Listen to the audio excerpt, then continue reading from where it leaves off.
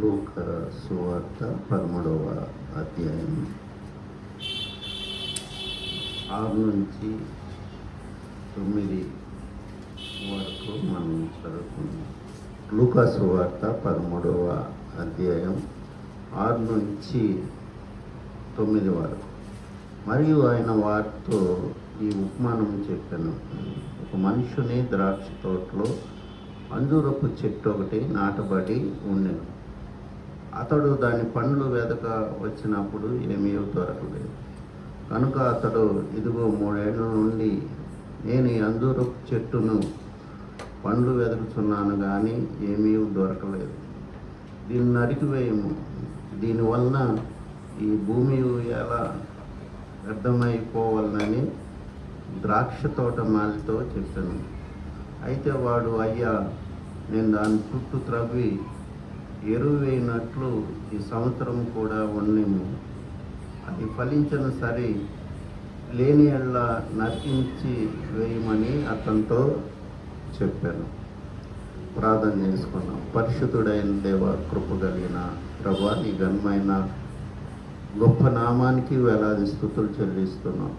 దేవా, సజీవులుగా మమ్మల్ని ఈ సంవత్సరానికి తీసుకొచ్చావంటే మా నుంచి నువ్వు ఫలాలు ఆశించే దేవుడు అని మేము తెలుసుకునేటట్లు సహాయం దయచేయండి. దేవా, 24వ సంవత్సరంలో ప్రభా నాయన కారు ద్రాక్ష ఫలాలు మేము కాసాము. దేవనైనా ఈ సంవత్సరంలో దేవనైనా నీకు ప్రభా మంచి ఫలాలు ఫలించే చెట్లుగా మమ్మల్ని చేయండి. దేవా ప్రభా, నీ జ్ఞానం దయచేయండి, జ్ఞాన హృదయం దయచేయండి. దేవా, మా దినములు లెక్కించుట మాకు నేర్పించండి. దేవా ప్రభా, ఆది నుంచి అంతం వరకు నీ కృప మాకు తోడై ఉండండి. వాక్యం వివరించిన నాకు ప్రభా, నీ జ్ఞానం దయచేయండి. నీ రక్తం నా మీద ప్రోక్షించి నన్ను పరిశుద్ధపరచండి. నీకే మహిమ, నీకే ఘనత, నీకే స్తుతులు చెల్లిస్తూ యేసుక్రీస్తు నామంలో ప్రార్థిస్తున్నాం తండ్రి, ఆమేన్. ఇక్కడ 13వ అధ్యాయం మొదటి భాగాల్లో పిలాతు గల్లీలైన కొందరు రక్తము వారి బలులతో కలిపి ఉన్నాను. యేసు ప్రభుకి ఒక వార్త తీసుకొస్తారు. అక్కడున్న శిష్యులు కావచ్చు, మరి అక్కడ కొంతమంది యూదులు కావచ్చు, ఏంటంటే పిలాతు కొంతమందిని చంపాడని ఒక వార్త తీసుకొస్తారు. ఆ తర్వాత ఇంకోటి ఏంటంటే షిలోయములోని గోపురం పడి 18 మంది చచ్చిపోయారు, 18 మంది చనిపోయారనే వార్త కూడా యేసు ప్రభు వస్తే లైట్గా తీసుకున్నాడు. ఆయన ఏమంటున్నాడు, మరి మీరు మారు మనసు పొందిన ఎళ్ళ మీరందరూ అలాగే నశింతురు అని చెప్తున్నాడు. కాబట్టి ఒక వ్యక్తి చనిపోతే మనకెంతో బాధ, కానీ దేవుడికి ఏమీ ఉండదు. క్రియేటర్ కదా, ఆయన సమస్తం మన కోసం సిద్ధపరిచాడు. ఆయన భూమి మీదకి వచ్చి రక్తం చిందించి మనకి రక్షణ అనే భాగ్యం మనకి ఇచ్చాడు అన్నమాట. ఉచితంగా ఆయన అన్నీ మనకి చేసి మన ముందు వడ్డించిన విస్తీర్లాగా అన్నీ చేసి ఏమన్నాడు, మరి పరలోక రాజ్యం కోసం మీరు ప్రయాసపడండి అని చెప్తున్నాడు. ఫలాలు ఫలించడం అంటే అదనమాట. దేవుని రాజ్యం కట్టడానికి మనం సహకరించాలి దేవుడితో. అందువలన ఇక్కడ యేసు ప్రభు ఏం చెప్తున్నాడంటే, మరి మీరును కూడా మారు మనసు పొందకపోతే అలాగే నశించిపోతారు అని చెప్తున్నాడు. రిపెంట్ ఆర్ పెరిష్ అని మనం మరి దీనికి టైటిల్ ఉంది.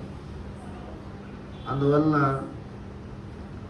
ఇక్కడ అన్నీ చెప్పి దాని కింద ఒక ఇది చెప్తున్నాడు, కథ ఉపమానం చెప్తున్నాడు. ఏంటంటే ద్రాక్ష తోటలో మరి అంజూరపు చెట్టు ఒకటి వేసి ఆయన 3 సంవత్సరాల నుంచి దీనికి ఫలాలు వెతక వస్తున్నాను, కానీ దీనికి ఏం కాయట్లేదు, దీన్ని నరికి పారవై దీని స్థానంలో ఇంకోటి మనం పెట్టుకోవచ్చు అన్నట్లు మరి ఆయన తోటమాలతో చెప్తున్నాడు. తోటమాలి ఇక్కడ యేసుక్రీస్తు అని చెప్తారు. తోటమాలి సాదృశ్యం, యేసుక్రీస్తుకి సాదృశ్యం అన్నమాట. అందువలన దేవుడు మనకి 2 పేతురు 3:10 వాక్యంలో నశించిపోవటం ఆయనకి ఇష్టం లేక ఆయన రాకడ ఆయన ఆలస్యం చేస్తున్నాడు అనే వాక్యాలతో అది బిగిన్ అవుతుంది. 2 పేతురు 3:10లో మనం ఆ వాక్యాలు మనం చూస్తాం. అందరూ అనుకున్నట్లు ఆయన ఆలస్యం చేయట్లేదు, కానీ కొంతమంది రక్షణ పొందటానికి అలాగ చేస్తున్నాడు అనేది మనం అక్కడ చూస్తామన్నమాట. కాబట్టి మరి దేవుడు మరి ప్రతి ఆత్మ కూడా ఎంతో విలువైనదిగా ఆయన భావిస్తున్నాడు. ఆయన మనం చూసినట్లయితే ఈ క్రొత్త నిబంధన గ్రంథంలో ఒక మనిషి కోసం కూడా ఆయన వెళ్ళి సువార్త ప్రకటించిన సందర్భాలు మనం చూస్తాం. యోహాను సువార్త 4వ అధ్యాయం, లూకా సువార్త 19వ అధ్యాయంలో జక్కయ్య కోసం, యోహాను సువార్త 4వ అధ్యాయంలో సమరయ స్త్రీ కోసం ఒక్కొక్కరిని కూడా ఆయన వదిలిపెట్టలేదు. ఆయన మరి ప్రతి ఒక్కళ్ళ ఆంతర్యం ఎరిగిన దేవుడు, మనస్సు ఎరిగిన దేవుడు అని యోహాను సువార్త 2వ అధ్యాయంలో మనం చూస్తామన్నమాట. అందువలన ఇక్కడ మరి యేసు ప్రభు స్వయంగా చెప్పిన ఉపమానం అన్నమాట. మనం ఏదో అలవాటు ప్రకారం భక్తి చేస్తున్నాం, కానీ ఎంతమందిని ప్రభు దగ్గరికి నడిపిస్తాం. నాకు ఒకళ్ళు ఈ ప్రశ్న అడిగినప్పుడు నేను వెంటనే సమాధానం చెప్పలేకపోయి. సంఘాలు నడిపిస్తున్నాం, బాగానే ఉంది, ఎంతమందిని ప్రభు దగ్గరికి నడిపించామని ఒక వ్యక్తి నన్ను అడిగాడు. డైరెక్ట్ క్వశ్చన్ అడిగినప్పుడు అప్పుడు నాకు డేవిడ్ గుర్తుకొచ్చాడు. ఒక కుటుంబాన్ని నడిపించాను నేను ప్రభు దగ్గరికి అని చెప్పి ఒక సమాధానం అనేది ఒకటి దొరికిందన్నమాట. కాబట్టి మనల్ని అడుగుతారు జనం, మనల్ని మనుషులు అడగటం కాదు, దేవుడు అడుగుతాడు. ఇంతకాలం నుంచి వెళ్తున్నావు, బాగుంది, మంచిగా ప్రార్థన చేస్తున్నావు, పాటలు పాడుతున్నావు, అంతా బాగానే ఉంది, ఎంతమందిని ప్రభు రాజ్యం కోసం నువ్వు నడిపించావు.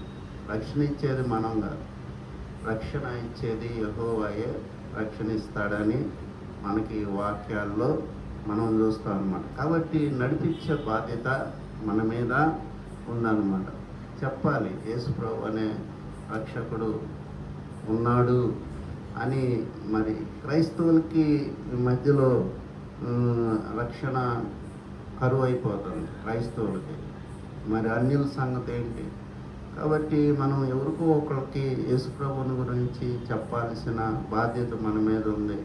అవసరమైతే వాళ్ళ ఇంటికి వెళ్తాం, ఏమన్నా తీసుకొని వాళ్ళకి మరి ఆహ్వానించడం, ఇవన్నీ కూడా సువార్త సేవలో భాగాలండి. మనం ఈ సంవత్సరం కార్ను కూడా డ్రైవర్ కూడా ఉన్నాడు మనకి. మరి చక్కగా ప్లాన్ చేసుకొని ఎవరింటికి వెళ్ళాలి అని. మరి ఈ రోజుల్లో ఏంటంటే పాస్టర్ గారి ఇంటికి వస్తున్నాడు అంటే జనాలకి భయం ఉంటుంది. ఏం చందాలు మరి నెల చివరిని వస్తే మరి మా దగ్గర ఏమి ఉండవు కదా. అయితే మనం ఒక రూల్ పెట్టుకోవాలి, మీ ఇంటి దగ్గర ఏమి రూపాయి కూడా మీరు ఇచ్చినా కానీ మేము తీసుకోము. మీరు ఏదన్నా కానుక ఇవ్వాలంటే చర్చిలోకి వచ్చి ఇవ్వచ్చు అని మనం ఒక రూల్ పెట్టుకొని మనం ఆ గృహ దర్శనాలు మన సంఘం బాధ్యత అన్నమాట ఇది. లేకపోతే ఈ యొక్క సంఘం అనేది విస్తరించబడదు అన్నమాట. ఎవరి కాళ్ళు రావటం, పాటలు పాడటం, దేవుని స్తుతించడం మన వరకు మనం బాగుంటుంది. కానీ మనం దేవుడు ఏం చేశాడు అని మనల్ని ఎవరైనా క్వశ్చన్ అడిగితే, దేవుడే అడిగితే మనకి ఆన్సర్ లేదు. మేము రక్షణ పొందాం, మా కొడుకు మా దీపావళి అంటే సరిపోదా. అనేక మంది అన్ని జనులు అమాయక ప్రజలు ఉంటారు.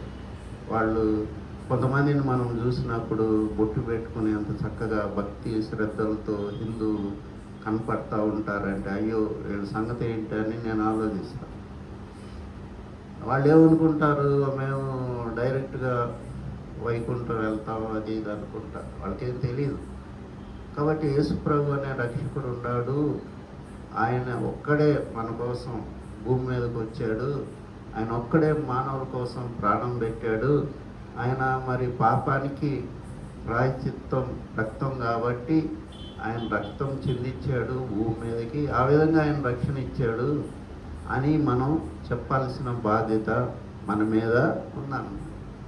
అందుకనే 105వ కీర్తనలో ఆయన గురించి సంభాషించుడి, ఆయన చేసిన ఆశ్చర్య కార్యముల గురించి మీరు మాట్లాడుకోండి అని ఉంది. ఆశ్చర్యకార్యం ఏంది? ఓ పాపి యేసుప్రభుని నమ్ముకోవటమే ఆశ్చర్యకారం. అంతకు మించిన ఆశ్చర్యకార్యం అనేది భూమి మీద లేదనమాట. కుంటోడికి కాలు రావటం ఆశ్చర్యకార్యం కాదు. డాక్టర్లు కూడా కాళ్ళు అతికిస్తున్నారు ఈ మధ్యలో. అది ఆశ్చర్యకార్యం కాదు. ఒక పాపి, ఒక వ్యభిచారి, ఒక త్రాగుబోతు, ఒక దొంగ, ఒక మూర్ఖుడు, దుర్మార్గుడు యేసుప్రభు వైపు మనం మళ్ళిష్టమే అది భూమి మీద ఆశ్చర్యకార్యం. అంతకు మించిన ఆశ్చర్యకార్యం లేదు. ఫలించే అభివృద్ధి పొందమని మనకి అనేక చోట్ల దేవుని వాక్యంలో మనం చూస్తామన్నమాట. మత్తయి సువార్తలో 21వ అధ్యాయం 9వ వాక్యంలో మనం మరి ఒక మంచి అంజూరపు చెట్టు అక్కడ 21వ అధ్యాయం 19వ వాక్యం చదువుతాను. అప్పుడు త్రోవ ప్రక్కన ఉన్న ఒక అంజూరపు చెట్టుని చూచి దాని యొద్దకు రాగా దాని యందు ఆకులు తప్ప మరేమీ కనపడలేదు కనుక దాన్ని చూచి ఇక మీదట ఎన్నటికీ నువ్వు కాపు కాయకుందువుగాక అని చెప్పాను. తక్షణమే అంజూరపు చెట్టు ఎండిపోయింది. కృపాకాలంలో ఉన్నాం మనం. మన పరిస్థితి కూడా అలాగే ఉండొచ్చు. దేవుడు చూసినప్పుడు మనల్ని మన నుంచి ఏం కనపడుతుంది అనేది ఆయనకి తెలుసు, మనకంటే ఎక్కువగా. ఎందుకంటే క్రియేటర్ కాబట్టి అందువలన మనం మరి ఫలాలు ఫలించే వైపు దిశగా మనం ప్రయాణం చేయాలి. 25వ సంవత్సరం వాళ్ళు మారు మనసు పొందరు అనేది మనకు అనవసరం. మనం కొన్ని ఇళ్ళుని పెట్టుకుని మనకి దేవుడు కారు ఇచ్చాడు, అన్నీ ఇచ్చాడు, సేవకి మైకులు ఇచ్చాడు, అన్నీ ఇచ్చాడు. వాళ్ళ ఇంటికి ప్రోగ్రాం పెట్టుకొని అమ్మా పలానా రోజు వస్తాం, మీకు ఇష్టమేనా, మేము మరి మీ దగ్గర చందా మేము రూపాయి కూడా తీసుకోము, ఇంటికి వచ్చి నేను ఏదైనా ఇవ్వాలంటే చర్చిలో ఇవ్వచ్చు అని చెప్పి మనం వాళ్ళ ఇంటికి వెళ్ళి వాళ్ళని ఇసుకించకుండా ఒక గంటలోపు అంత అయిపోవాలి. పాటలు, ప్రార్థనలు అంత అయిపోవాలి. వాళ్ళు ఒకవేళ మంచి సమస్య ఉండి అయ్యా మాకు ఉపవాస ప్రార్థన కావాలి అంటే అది వేరు సంగతి. కాబట్టి మనం ఏం చేస్తున్నాం? మనం అలవాటు భక్తి చేస్తున్నాం, కానీ దేవునికి మనం ప్రత్యేకంగా ఏం చేయలేకపోతున్నాం. ఏం చేయట్లేదు, మీరు కూడా చేయలేకపోతున్నారు. కానీ మన ఈ యొక్క పద్ధతులు మనం మార్చుకోవాలి. దేవుని ఉగ్రత మన మీద రాకముందే నువ్వు బాగా పరలోకానికి సిద్ధపడ్డావు. మిగతా వాళ్ళ సంగతి ఏంటంటే దేవుడు అడిగితే మనం ఏం చెప్పాలి? వాళ్ళు మన బంధువులు కావచ్చు, హిందువులు కావచ్చు, ఎవరన్నా కావచ్చు. మనం ఏమన్నా వాళ్ళ గురించి చేస్తున్నామా? వాళ్ళని కలుపుకుంటున్నామా? వాళ్ళ గురించి మరి ఏమన్నా ప్రయాసపడుతున్నామా అనేది మనం మరి ఆలోచించాలి. యెషయా గ్రంథం 5వ అధ్యాయంలో అక్కడ దేవుడు అంటాడు, నేను మంచి ఫలాలు ఫలించాలని దీనికి ఎంతో చేశాను. ఈ ద్రాక్ష తోటకి దీంట్లో రాళ్ళు తీసాను, తర్వాత బుర్జు కట్టించాను, తర్వాత కంచె ఒకటి వేసాను. అయినా కానీ ఇది కారు ద్రాక్షలో కాస్తుంది. దానికి కారణం ఏంటి?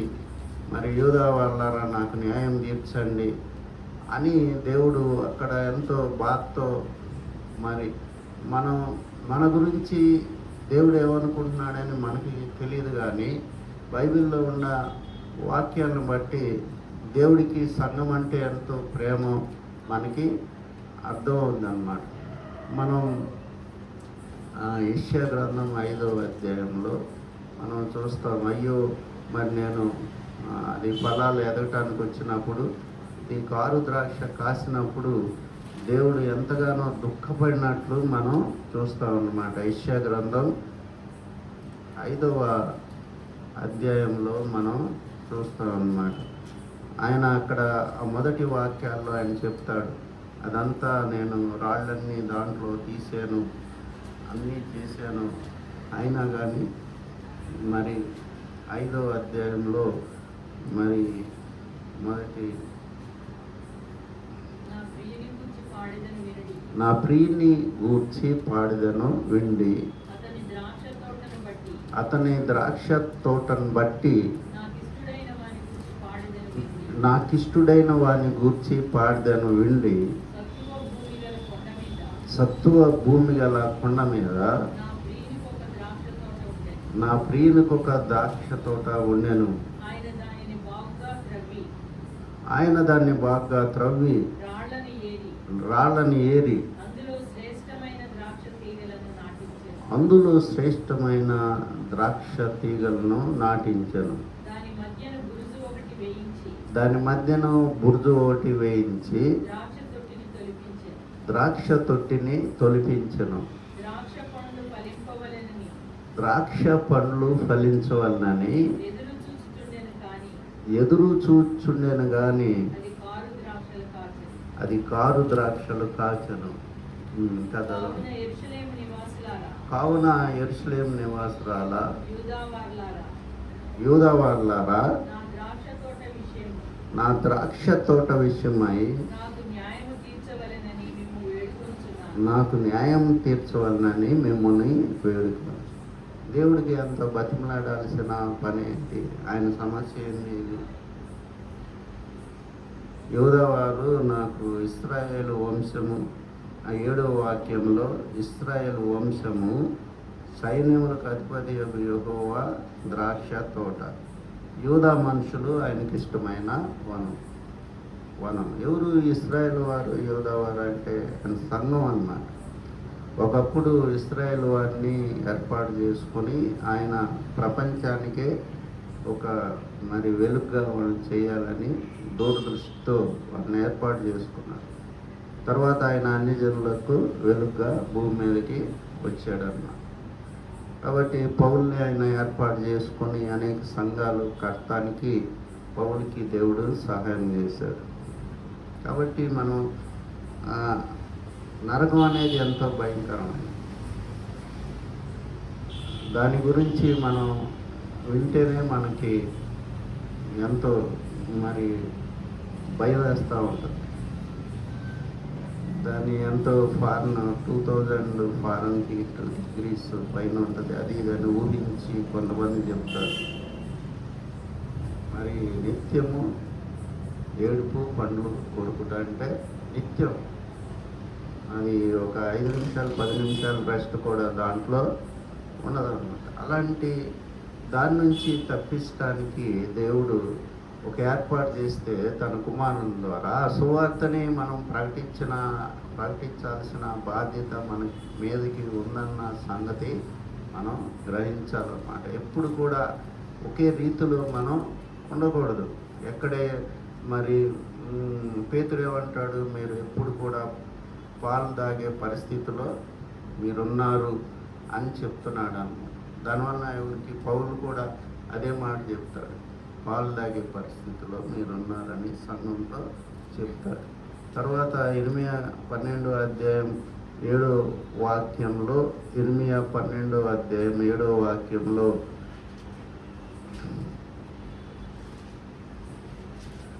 నా మందిరమును నేను విడిచి ఉన్నాను, నా స్వాస్థ్యమును విసర్జించి ఉన్నాను, నా ప్రాణ ప్రియురాలు ఆమెని శత్రువుల చేతికి అప్పగించుచున్నాను. కాబట్టి ఈ మాటను బట్టి దేవుడు సంఘాన్ని ఎంతగా ప్రేమిస్తున్నాడు, ఎంతగా ఆలోచన కలిగి ఉన్నాడు, ఎంతగా ఆశ పెట్టుకున్నాడు అనేది మనకి అర్థమవుతుంది. కాబట్టి మనం కొంచెమన్నా ప్రయాసపడాలి. బహుళాన్నా చెప్పచ్చు. సువార్త చెప్పాలంటే ఇంటికెళ్ళి చెప్పడం కాదు, 2 మాటలు యేసు ప్రభువుని గురించి మరి మీరు ఆలోచించుకోండి అని చెప్పొచ్చు అన్నమాట. తర్వాత మనం చూసినట్లయితే యోహాను సువార్త 15వ అధ్యాయం 8వ వాక్యం. యోహాను సువార్త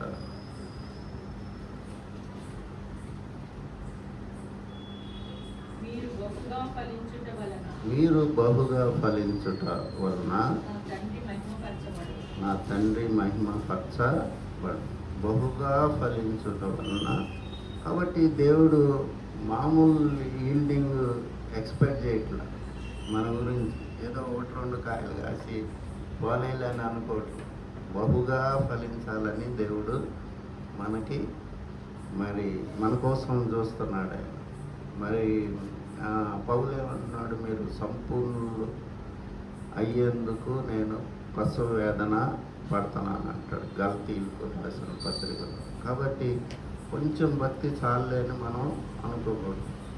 దావీదు ఏమంటాడు, నేను ఎక్కలేనంత కొండపైకి నన్ను తీసుకెళ్ళు అని దావీదు అంటాడు. ఎప్పుడు కూడా భక్తిలో ఒక ఉన్నత స్థానానికి మరి దేవుడు చెప్తా ఉంటాడు. సార్ నేను వీళ్ళకి వాక్యం చెప్పాను, ఈరోజు వాళ్ళ దగ్గరికి వెళ్ళాను, బాలాజీ అనే వాడి దగ్గరికి వెళ్ళి వాక్యం చెప్తున్నాను అని చెప్పినప్పుడు మనకి సంతోషం కలుగుతారు. ఏదో ప్రయత్నం.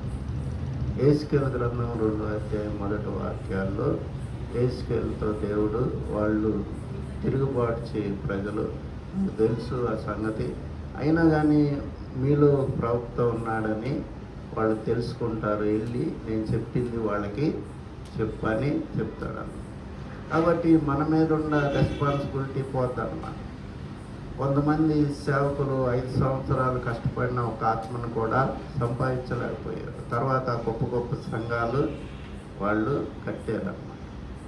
మరి విలియం కేరీ అయితే వచ్చిన కొత్తలో ఆయనకి ఆదరణ లేదు భారతదేశం. ఈయనెవడురా కొత్త మతాన్ని స్థాపిస్తానికి వచ్చాడు అనుకున్నాడు. కానీ తర్వాత ఎన్నో గ్రంథాలు బైబిల్ని అనువదించి ప్రపంచంలోనే ఒక గొప్ప దైవజనుల జాబితాలోకి వెళ్ళాడు. విలియం కేరీ లైఫ్ గురించి మనం వింటూ ఉంటే మనకు ఆశ్చర్యం వేస్తూ ఉంటుంది. పిల్లలు చనిపోతారు, పిల్లోడిని పాతి పెట్టడానికి ఎవరు ఉండరు. ఆ ఒక కొబ్బరి మట్ట మీద పిల్లోడిని పెట్టుకొని ఈడ్చుకొని వెళ్ళి గుంట దవ్వి ఒక్కడే పాతి పెట్టి వస్తాడు. భార్య సహకారం లేదు. ఇసిరిసిరి కొట్టి అన్ని ఇంట్లో ఉన్న సామాన్ అంతా మరి భర్తను తిట్టి ఇక్కడికి రావద్దన్నా కదా, ఎందుకు వచ్చావు నువ్వు అని ఎన్నో సోదరుల మధ్య ఎంతో కష్టాల మధ్య విలియం కేరీ అనే భక్తుడు సేవ చేశాడు. అయితే తలుచుకుంటే మనం వీళ్ళకేం పట్టింది, వాళ్ళ మంచి దేశాన్ని వదిలిపెట్టి ఇక్కడికి వచ్చి. కాబట్టి దేవుడు దానికి రివార్డ్ ఇచ్చే దేవుడై ఉన్నాడు. పౌలు అంటాడు, మంచి పోరాటం పోరాడాను, నా పరుగు తుదముట్టించాను, ఇక మీదట నా కోసం జీవ కిరీటం ఉందంటాడు. దేవుడు మనం చేసిన దాన్ని ఒట్టి చేతులతో మనల్ని ఉంచే దేవుడు కాదమ్మా. ఈ వరాలన్నీ ఎందుకు ఇస్తున్నాడు దేవుడు? అడిగితే ఇటు దేవుడు వరాలు మనం చేసే ఈ యొక్క కష్టాన్ని బట్టి ఆయన మనకు తెలియకుండానే వరాలు ఇస్తాడు. మనకి తెలియదు అనమాట మనలో ఈ వరం ఉందని. రాజ్కుమార్ గారు వచ్చి ప్రార్థన చేసి, ఎప్పుడు నీకు 2 వరాలు ఉన్నాయి అంటాడు. ఒకటి స్వస్థత వచ్చే వరం నీకుంది అంటాడు, రెండోది ఏదో క్లారిటీ లేదు నాకు అంటే నాకు తెలియదు నాకే గిఫ్ట్ ఉందో. మనం ఒక సంఘంలో నిలబడి మనం పనిచేసేటప్పుడు దేవుడు ఒట్టి చేతులతో మనల్ని ఉంచడన్నమాట. మరి ఇంత పెద్ద మందిరం కడటానికి దేవుడు సహాయం చేశాడంటే ఇదేమన్నా నా గొప్పతనమా? ఏం కాదని నాకు తెలుసు. ఇది దేవుడి కార్యం అన్నమాట. మనం నిలబడి సంఘంలో ఉండి పనిచేసేటప్పుడు దేవుడు ఏదో ఒకటి క్రియారూపంగా మనకి చూపెడతా ఉంటాడు. దాన్ని బట్టి మనం ఏం చేయాలి? ఇంకా కష్టపడి పనిచేయాలి అని దేవుని ఉద్దేశం. తర్వాత మనం యెషయా గ్రంథం 43వ అధ్యాయం 21వ వాక్యం.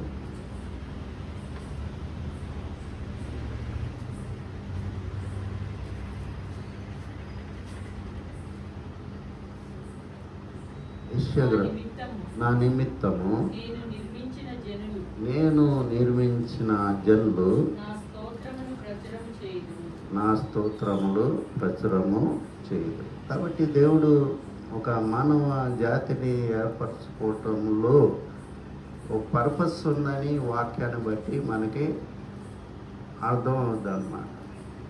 యెషయా గ్రంథం 43 అధ్యాయం 21వ వాక్యంలో మనం అది చూస్తాము. పక్కనే ఇంకొక వాక్యం ఉంటుంది అన్నమాట. 43 అధ్యాయం 7వ వాక్యం. నా మహిమ నిమిత్తము నేను సృజించిన వారిని, నా మహిమ నిమిత్తము నేను సృజించిన వారిని, నా నామం పెట్టబడిన వారినందరినీ తెప్పించు. నా నామం పెట్టబడిన వారినందరినీ తెప్పించు. కాబట్టి నా మహిమ నిమిత్తం నేను సృజించిన వారిని. ఎందుకు సృజించాడు? ఆయన మహిమ నిమిత్తం మనల్ని సృజించాడు అన్నమాట. మన కోసం ఆయన సృజించాలి. అయితే మనల్ని మరి దేవుడిని ఆరాధిస్తానే మనకు కూడా దేవుడు అనేక సౌకర్యాలని ఇచ్చాడు అన్నమాట.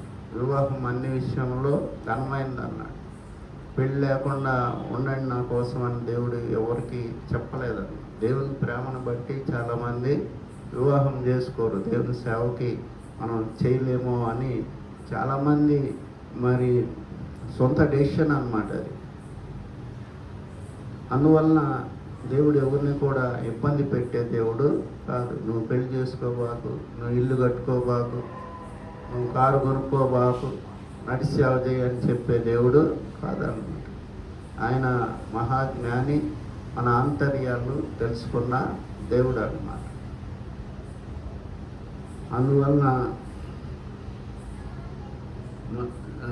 అందువలన మనం 25వ సంవత్సరంలో బ్రతికి బయటపడ్డాం. ఆ దేవుని కృపే. కాలిఫోర్నియాలో మరి అంతా కాలిపోతుందంట, ఎంతోమంది పరిగెత్తున్నారంట. కోటీశ్వర్లు కార్లు ఇవన్నీ వదిలేసి ఆ రోడ్డు మీద పిచ్చి పరుగులు పరిగెత్తున్నారు ప్రాణం దక్కించుకోవటానికి. ఆ కార్లు ఏమేమి ఉండయో, ఇంట్లో బంగారం ఉందో, డబ్బులు ఉండయో, ఏముండయో మొత్తం వదిలేసి, అంటే అంత ఫాస్ట్గా ఫైర్ వచ్చేస్తుంది. చెప్తుంటే నాకు ఆశ్చర్యం వేస్తుంది. ఎన్నో 160 మరి 160 కిలోమీటర్ల వేగం మరి ఏంటో నాకైతే తెలియదు కరెక్ట్గా నాకు న్యూస్. అయితే చెప్తున్నారు చాలామంది, వింటున్నాను నేను. ఏమన్నారు మరి మనుషులు వాళ్ళెవరు మామూలు కాదు, హాలీవుడ్ యాక్టర్స్, నిర్మాతలు. వాళ్ళు మొన్న ట్రంప్ మీద పోటీ చేసింది చూడు ఒక ఆమె కూడా ఉందంట. ఆమె ఇల్లు కూడా దగ్ధమైపోయిందంట. కాబట్టి దేవుని ఉగ్రత ఎప్పుడు ఎవరి మీదకి ఏ రీతిగా వస్తుందో తెలీదు. నా ఆత్మ నరులతో ఎల్లప్పుడూ వాదిస్తుంది. మన ఇంటికాడు ఉండి, ఇంటికి వచ్చి గడప కాడుండి మాటి మాటికి బతిమలాడే క్యారెక్టర్ కాదు దేవుడిది. తలుపు నద్ద నిలబడి తట్టుచున్నాను, ఎవడైనా తలుపు తీస్తే లోపలికి వస్తాను, లేకపోతే రిటర్న్ వెళ్ళిపోతానని దాని అర్థం అన్నమాట. తలుపు దిగిపోతే, అంతేగాని తలుపు కాడ ఉదయం నుంచి తెల్లవారు వరకు తలుపు కాడ నిలబడే క్యారెక్టర్ కాదు దేవుడిది. ఆయన మరి అత్యంత ప్రేమ కృప కలిగినవాడు. ఆయన మానవుల పట్ల చేసింది ఏంటంటే పాప క్షమాపణ అనేది ప్రతి ఒక్కడికి కూడా ఇచ్చేసాడు. ఎంత దొంగకు కానీ వ్యభిచారి ఆయన మరి ఆయన ఏమంటాడు, శాస్త్రులు పరిసయ్యులతో మీకంటే ముందుగా వేశ్యలు సుంకర్లు పరలోక రాజ్యం చేరతారని చెప్పాడు. కాబట్టి దేవుడు ఎంతో ఆయన ప్రేమని మనం మిస్అండర్స్టాండ్ చేసుకోకూడదు. ఆయన ప్రేమను అర్థం చేసుకునేటట్టు నేను అదే ప్రార్థన చేస్తాను. నీ ప్రేమ ఇంకా నాకు తెలియదు ప్రభువా, నీ ప్రేమ ఇంకా నేను అర్థం చేసుకునే జ్ఞానం నాకు ఇవ్వమని నేను ప్రార్థన చేస్తాను. తర్వాత ఇర్మియా గ్రంథం 13వ అధ్యాయం 11వ వాక్యం. ఇర్మియా గ్రంథం 13వ అధ్యాయం 11వ వాక్యం.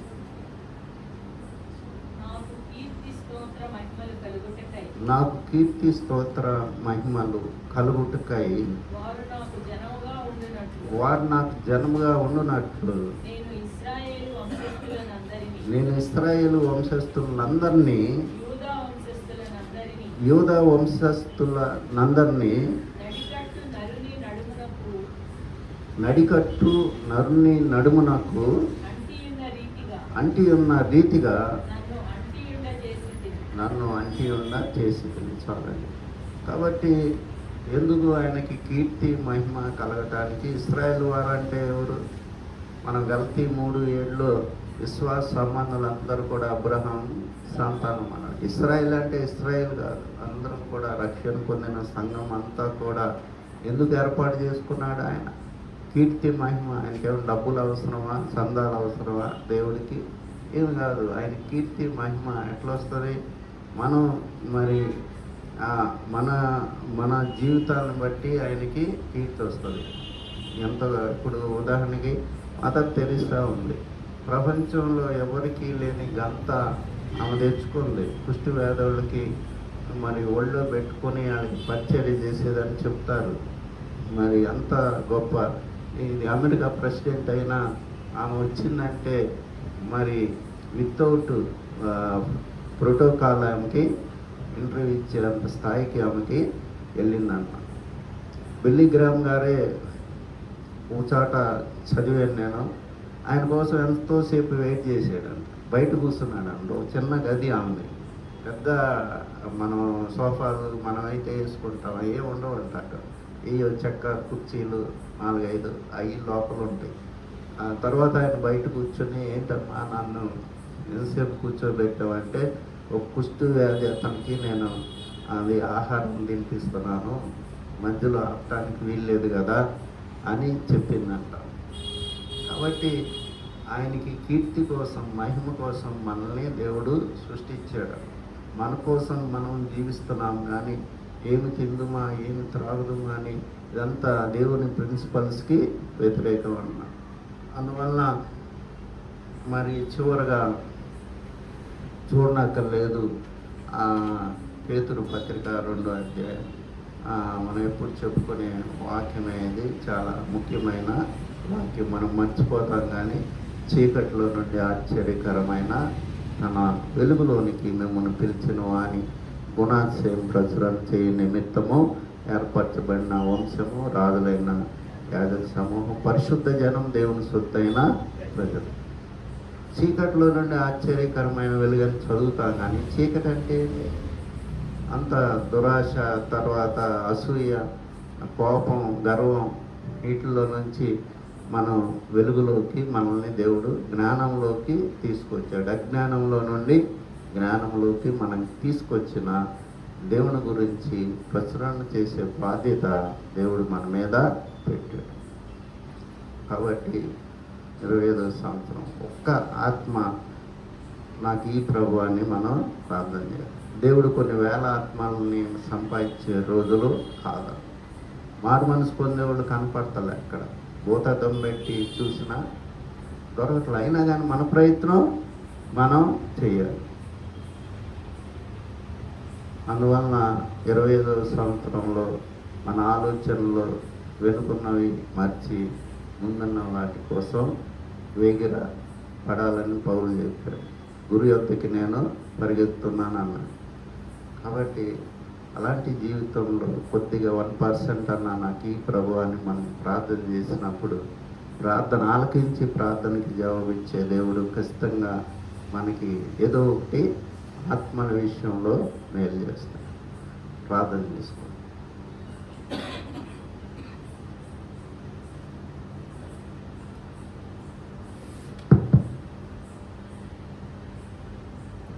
మహాపరిశుద్ధుడు అయిన తండ్రి, మా గొప్ప రాజా నాయన,